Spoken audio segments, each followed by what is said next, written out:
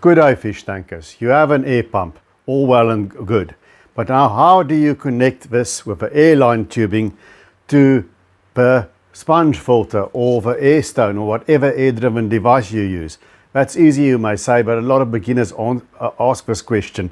But let's go one further. What if I have one air pump like this one here, a single outlet, but I want to connect it to not one, but two air-driven devices, because you now have multiple tank syndrome and you want to run several sponge filters or Airstones or whatever the case may be from it.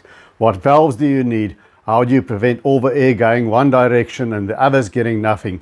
How does one do that? Or what do you do if you have, let's say, a single air-driven device? You've got this big sponge filter, but it's in the bottom of a big deep tank, and the single outlet is not enough, so you have a double outlet pump. But how do you merge these two outlets to drive a single air-driven device?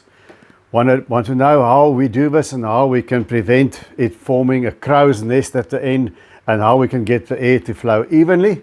If that's something that you are interested in, then stick around.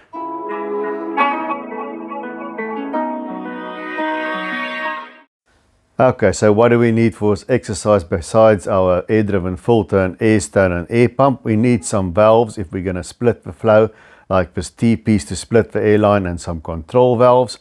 But instead of these plastic valves, well, you're going to need non-return valves at the very least to prevent water from back siphoning. But instead of a plastic valves, I'll rather go for these metal valves. They're just a lot easier and better. And of course, you need some airline tubing as well. Right, here is your very basic setup. It's a single outlet pump. The airline runs from the pump on the way to the air device, and then you have a non-return valve. Important that the pointy part of that non-return valve points in the direction of the airflow. Otherwise, the air won't come through, it will block the flow, and that's when you get people asking, I've got a sponge filter running, isn't there supposed to come bubbles out? That's because your non-return valve is the wrong way around. Now here we have two air outlets coming out of a single pump. You'll see there's a non-return valve in each line, and then as you go down, it is split by one of those T-pieces. If you only have one non-return valve, you can put it there right after the outlet of a pump. But now what often happens here is that the air only flows in one direction. For example, it can look something like this, where there's no air coming out of the one side or less air coming out of the one side. And how do you then even it out so that the airflow is even? Now for that, you need to have control valves in there. There you see I've added these control valves, these little screwed taps, the plastic ones.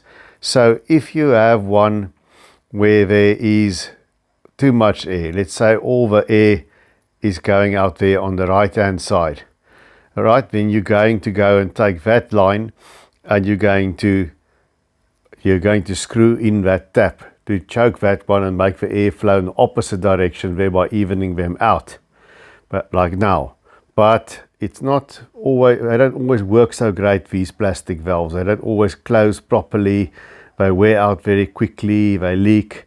So I would rather do it like this, by using these metal valves, because it acts as a splitter as well as a control valve all in one. It's just neater and it's more effective. Now you can see on the one on the left, there's hardly anything coming out, so I'm going to close the tap just partially on the one airline on the right, so that one gets slightly less air and more air is channeled towards the other outlet until we even out the airflow. You just have to tweak it and eventually you get an even flow to both outlets again.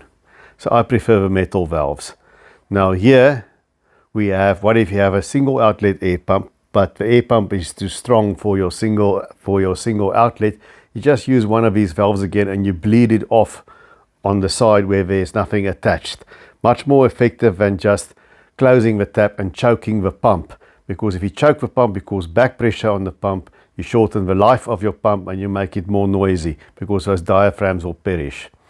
Here's how it works on my nano tank. There's a single outlet split into two, and it needs different amounts of air because the majority of the air goes through the sponge filter here, And there you can see that other tap is partially closed because I only want a trickle to go to this undergravel filter because it's a slow moving plenum. So that's how it works in practice, and there's also non-return valves on that. Now here's a double outlet air pump, the most simple way. Just a duplication of the first way, 2 air lines, each with a non-return valve, and there you see it bubbling away. Now you can split each air line the way I showed it the first time around. And what do you do if you have a single outlet but a double outlet air pump, but there's a big air stone at the bottom of a tank there and it needs a lot of air?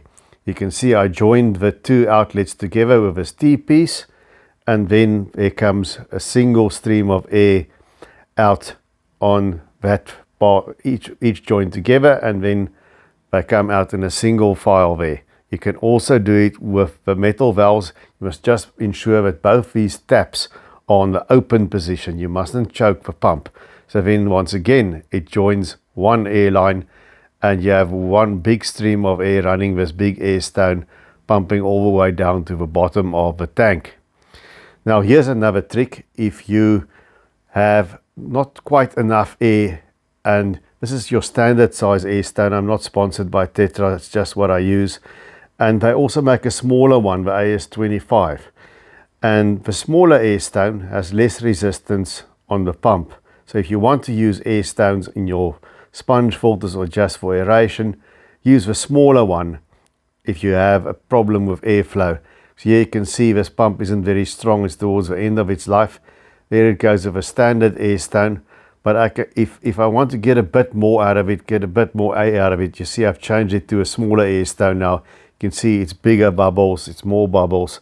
That's one trick you can use to get more out of a pump that's not very strong. Now here is a twin outlet, and it's driving 2 sponge filters. So why did I have to join it into one stream of air? Because I need different amounts of air to each side, and there it goes into another splitter valve now. And the one that's sort of turned down is for the nano tank. I only need a small amount of air to drive a small nano sponge filter, and the other one that's in the open position where most of the air goes into a bigger tank, because there I need a lot more air. It's a bigger sponge filter, bigger tank, and that's how I've configured that. Well, I hope that was helpful. Please smash that like button, and please also remember to share the content. I know this is more beginner stuff, most of you know that, but a lot of people that's new in the hobby struggle with this, so remember to share. And then that's it from me, so please remember to subscribe as well. And until we see each other again, you see my betta has grown somewhat. Keep on taking good care of those domestic denizens of the deep.